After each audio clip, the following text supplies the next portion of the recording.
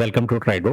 നമുക്ക് വരുന്ന ആഴ്ചയിലെ ഗോൾഡിന്റെ പ്രൈസ് മൂവ്മെന്റ് അനാലിസിസ് നോക്കാം. അതിനു മുമ്പ് കഴിഞ്ഞ ആഴ്ച നടത്തിയ അനാലിസിസിന്റെ റിസൾട്ട് ഒന്ന് നോക്കാം. കഴിഞ്ഞ ആഴ്ച അനാലിസിസ് നടത്തുന്ന സമയത്ത് ഈ ഒരു റേഞ്ച് ഒരു സപ്പോർട്ടായിട്ട് മാർക്ക് ചെയ്തിട്ടുണ്ടായിരുന്നു. കാരണം അതിന്റെ മുകളിലോട്ട് പോവുകയാണെങ്കിൽ ഇതൊരു സപ്പോർട്ട് ഏരിയ ആയിട്ട് ആക്ട് ചെയ്യുന്നുള്ളത്. പക്ഷേ മാർക്കറ്റ് താഴോട്ടേക്കാണ് വന്നത്. ഓപ്പൺ ചെയ്തിട്ട് താഴോട്ടേക്ക് വന്നു. അടുത്തൊരു സപ്പോർട്ട് ഏരിയയിലേക്ക് പ്രൈസ് കൃത്യമായിട്ട് വന്നതിന് ശേഷം ചെറിയൊരു പുൾ ബാക്ക് എടുത്തിട്ടുണ്ടായിരുന്നു. ഒരു ചെറിയ പുൾ ബാക്കിന് കാരണം ഇവിടെ ഒരു റെസിസ്റ്റൻസ് ഏരിയ ഉണ്ടായതുകൊണ്ടാണ്. അവിടെ നിന്ന് ക്ലിയർ ആയിട്ട് വരച്ചിരിക്കുന്ന അടുത്തൊരു സപ്പോർട്ടിൽ നിന്നിട്ട് വന്നിട്ട് വീണ്ടും ഒരിക്കൽ കൂടിയിട്ട് മുൻപ് മാർക്ക് ചെയ്ത് വെച്ചിരുന്ന ഈ ഒരു സപ്പോർട്ട് ഏരിയ ചെയ്ത് റെസിസ്റ്റൻസ് ആയിട്ടുണ്ടായിരുന്നു, അതിലേക്ക് വന്നു. വീണ്ടും നോക്കിയാൽ കാണാം ഈ റേഞ്ചിൽ കുറച്ച് നേരം നിന്നതിന് ശേഷം ബ്രേക്ക് ചെയ്ത് വീണ്ടും നമ്മുടെ മാർക്ക് ചെയ്ത സപ്പോർട്ട് ഏരിയയിലേക്ക് വന്ന് അതുപോലെ തന്നെ വീണ്ടും അടുത്തൊരു റെസിസ്റ്റൻസ് ലെവൽ, അതായത് സപ്പോർട്ട് ബിക്കം റെസിസ്റ്റൻസിലേക്ക് എത്തിയിട്ടുണ്ട്. സോ അങ്ങനെ നോക്കുകയാണെങ്കിൽ നമുക്ക് അത്യാവശ്യം നല്ല രീതിയിൽ ആക്യുറേറ്റ് ആയിട്ടുള്ള ഒരു അനാലിസിസ് ആയിരുന്നു കഴിഞ്ഞ വീക്കിലുണ്ടായിരുന്നു. മാർക്ക് ചെയ്ത് വെച്ചിരിക്കുന്ന ഏരിയാസിനൊക്കെ കൃത്യമായി റെസ്പെക്ട് ചെയ്തിട്ടുണ്ടായിരുന്നു. അതിലൊരു ചെറിയ ഒരു ഇതുണ്ടായിരുന്നത് ഈ മിഡിൽ മാർക്ക് ചെയ്ത് വെച്ചിരിക്കുന്ന ലെവലായിരുന്നു. അത് അൺഎക്സ്പെക്റ്റഡ് ആയിട്ടുള്ള ഒരു വീഴ്ച വരികയും മാത്രമല്ല അവിടെ ഒരു റെസിസ്റ്റൻസ് ഏരിയ ക്രിയേറ്റ് ചെയ്തുകൊണ്ടായിരുന്നു അങ്ങനെ സംഭവിച്ചത്. അല്ലാതെ നമ്മൾ മാർക്ക് ചെയ്തിരുന്ന ഹൈ കീ ലെവലൊക്കെ കൃത്യമായി തന്നെ റെസ്പെക്ട് ചെയ്തിട്ടുണ്ട്. ഇനി നമുക്ക് ഈ ഒരാഴ്ചയിലെ അനാലിസിസിലേക്ക് പോവാം.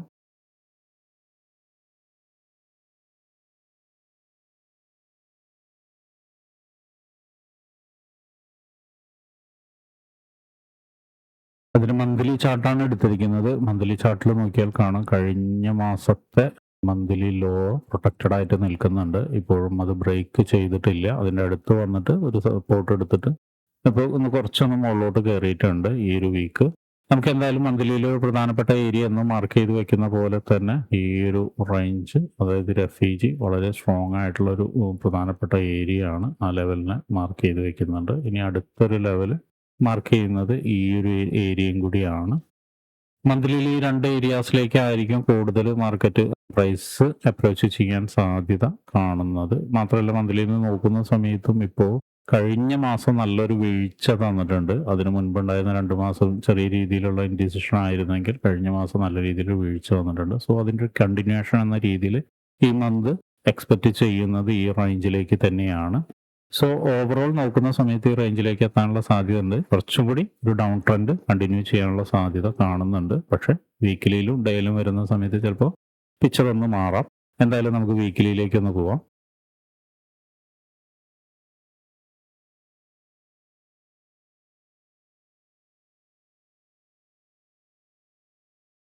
വീക്കിലിയിലേക്ക് വരുന്ന സമയത്ത് നമ്മൾ നേരത്തെ മാർക്ക് ചെയ്ത ലെവലിൽ ഒരു ചെറിയ വ്യത്യാസം കാണാം. നോക്കിയാൽ കാണാം ഇവിടെ നിന്ന് കുറച്ചും കൂടി മുകളിലോട്ടേക്ക് ഒരു ചെറിയൊരു വ്യത്യാസം കാണാം വീക്കിലിയിൽ.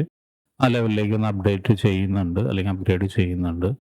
മാത്രമല്ല വീക്കിലി നോക്കുമ്പോൾ കഴിഞ്ഞ ഒരു 3-4 വീക്കായിട്ട് ഈ ഒരു റേഞ്ചിൽ, അതായത് ഇപ്പോൾ ഈ സ്ട്രോങ് ആയിട്ടുള്ള റേഞ്ചിൽ ഇങ്ങനെ നിന്ന് ഇങ്ങനെ കളിക്കുകയാണ്. പിന്നെ നോക്കിയാൽ കാണാം എല്ലാത്തിനും റിജക്ഷൻസ്, നല്ല റിജക്ഷൻസ് വരുന്നുണ്ട് താഴെ നിന്ന്. അപ്പോൾ ഇങ്ങനെ ഒരു അവസ്ഥയിൽ നല്ലൊരു മൂവ്മെന്റ് മുകളിലേക്ക് തരേണ്ടതാണ്. ഇപ്പം ഈ പറഞ്ഞ ഏരിയയിലേക്ക് ഇറങ്ങിയിട്ട് ഒരു നല്ലൊരു മൂവ്മെന്റ് മുകളിലേക്ക് തരേണ്ടതാണ്. നമ്മൾ എക്സ്പെക്ട് ചെയ്യുന്നത് നേരത്തെ പറഞ്ഞ പോലെ തന്നെ കുറച്ച് താഴോട്ടേക്ക് ഇറങ്ങിയിട്ട് മുകളിലേക്ക് തന്നെയാണ്. പിന്നെ വീക്കിലിയിൽ ഒരു ലെവൽ എന്ന് നോക്കിക്കഴിഞ്ഞാൽ ഒരു ഇന്റേണൽ ബ്രേക്ക്ഔട്ട്, വീക്കിലിയിൽ ഒരു ഇന്റേണൽ സ്ട്രക്ചറിന്റെ താഴെയാണ് നിൽക്കുന്നത്. ബ്രേക്ക്ഔട്ട് ചെയ്തിട്ട് താഴെയാണ് നിൽക്കുന്നത്. മുകളിലോട്ടേക്ക് കാര്യമായിട്ടുള്ള ഒരു മൊമെന്റം തന്നിട്ടില്ല. സോ നമ്മൾ നേരത്തെ മാർക്ക് ചെയ്ത് വെച്ചിരിക്കുന്ന ഈ ഒരു റേഞ്ചിലേക്ക് ചിലപ്പോൾ ഒരുപക്ഷെ വരാനുള്ള സാധ്യത ഉണ്ട്. അതായത് റീടെസ്റ്റ് വന്ന് കഴിഞ്ഞ് റീടെസ്റ്റ് വരാനുള്ള സാധ്യത കാണുന്നുണ്ട്. എന്തായാലും വീക്കിലിയിൽ വേറെ പ്രധാനപ്പെട്ട ഏരിയാസ് ഒന്നും മാർക്ക് ചെയ്യാനില്ല. ഇനി നമുക്ക് ഡേയിലേക്ക് പോവാം.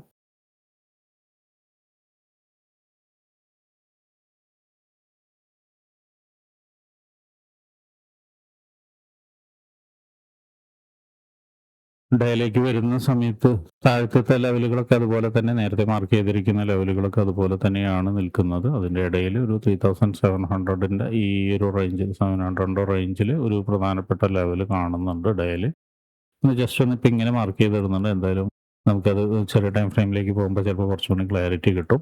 ഇനി ഡേയിൽ നോക്കിയാൽ കാണാം മുകളിൽ നിന്ന് താഴോട്ടേക്ക് നോക്കുമ്പോൾ കൃത്യമായി ബ്രേക്ക്ഔട്ട് കിട്ടി റീടെസ്റ്റുകൾ വന്നിട്ടുണ്ട്. നേരത്തെ പറഞ്ഞ വീക്ക്ലിയുടെ ബ്രേക്ക് ചെയ്തിട്ടും റീടെസ്റ്റ് വന്നിട്ട് താഴോട്ടേക്ക് ഇറങ്ങിയിട്ടുണ്ട്. സോ ഡേയിൽ നമ്മൾ എക്സ്പെക്റ്റ് ചെയ്യുന്നത് കുറച്ചും കൂടി മുകളിലോട്ട് വരാം. ഈ ഒരു ഇപ്പം നമ്മൾ വരച്ചിരിക്കുന്ന ലൈനിലേക്ക് വരാനുള്ള സാധ്യത കാണുന്നുണ്ട്. എന്തായാലും നമുക്ക് ഡേയിൽ ഇപ്പോൾ അത് മാർക്ക് ചെയ്യുന്നില്ല. 4 ഹവറിൽ ചിലപ്പോൾ കുറച്ചും കൂടി ക്ലാരിറ്റി കിട്ടും. അതുപോലെ തന്നെ താഴെ പ്രത്യേകിച്ചൊന്നും മാർക്ക് ചെയ്യാനില്ല. ഈ ഒരു ലെവൽ എന്ന് പറയുന്നത് വളരെ സ്ട്രോങ് ആയിട്ടുള്ളൊരു ഡിമാൻഡ് ക്രിയേറ്റ് ചെയ്ത ലെവലാണ്.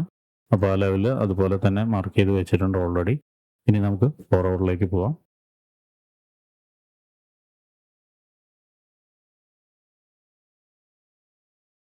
ഫോർവേഡിലേക്ക് വരുന്ന സമയത്ത് നമ്മൾ ഈ ഒരു ലെവലിനെ മാർക്ക് ചെയ്തിടുന്നുണ്ട്.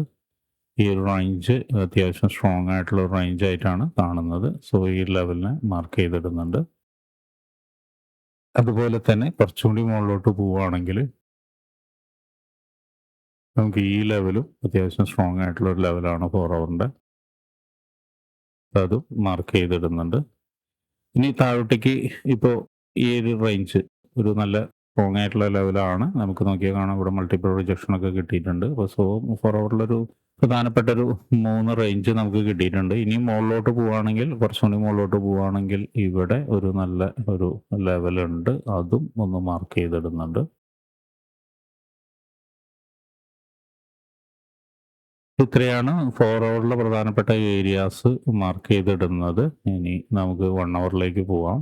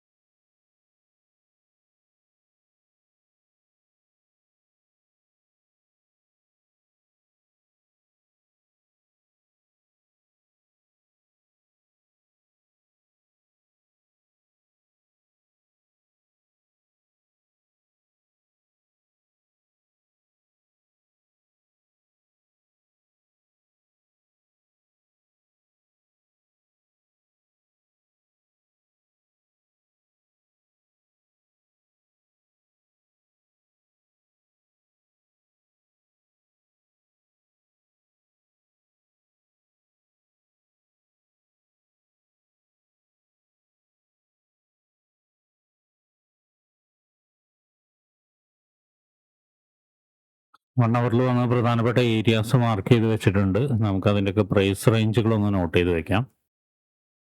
മൊബൈലിൽ കാണുന്ന ആളുകൾ ഒന്ന് സൂം ചെയ്ത് ചെയ്യേണ്ടി വരും ചിലപ്പോൾ. അതുകൊണ്ട് ഒന്ന് ഈ ഒരു ലെവലുകളൊക്കെ ഒന്ന് കൃത്യമായി ഒന്ന് മാർക്ക് ചെയ്യാം.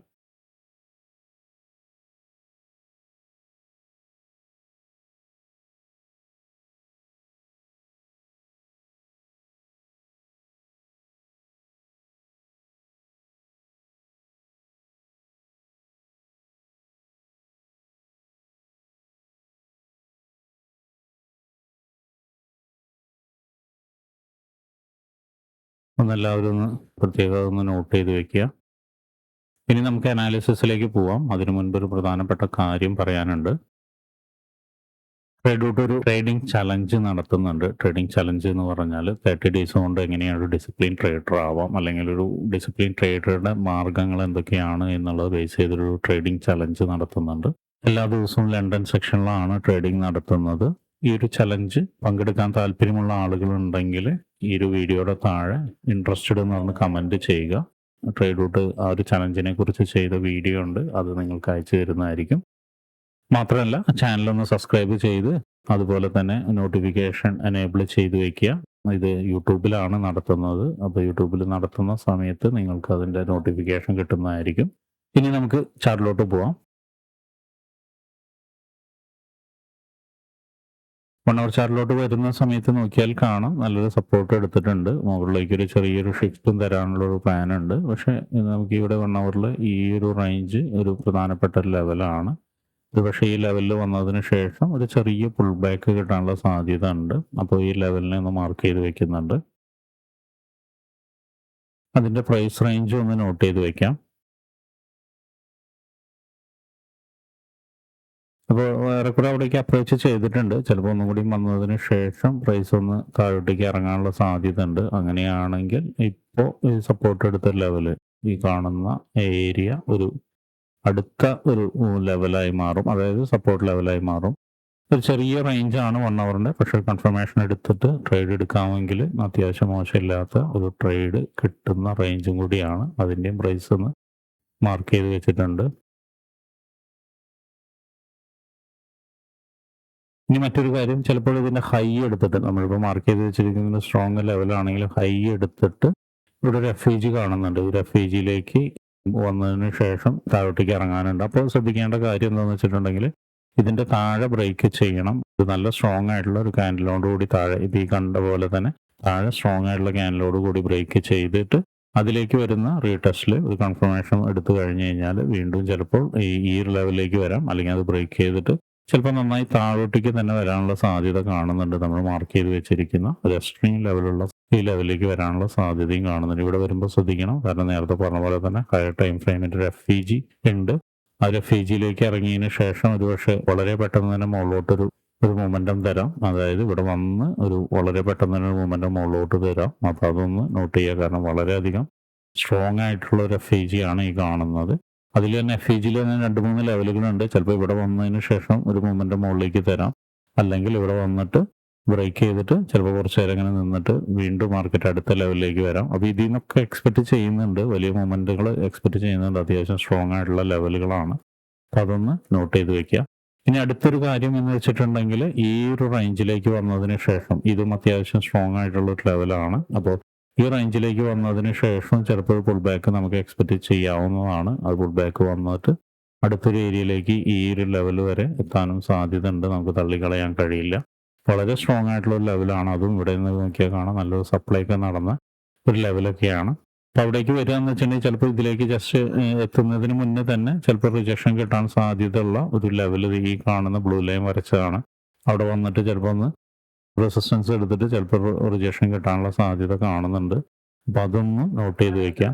അപ്പോൾ ഇത്രയാണ് ഈ ആഴ്ചയിൽ ഗോൾഡിൻ്റെ price movement analysis. Areas mark ചെയ്യുക. എന്നിട്ട് അവിടേക്ക് മാർക്കറ്റ് വരുന്ന സമയത്ത് കൺഫർമേഷൻ എടുക്കുക.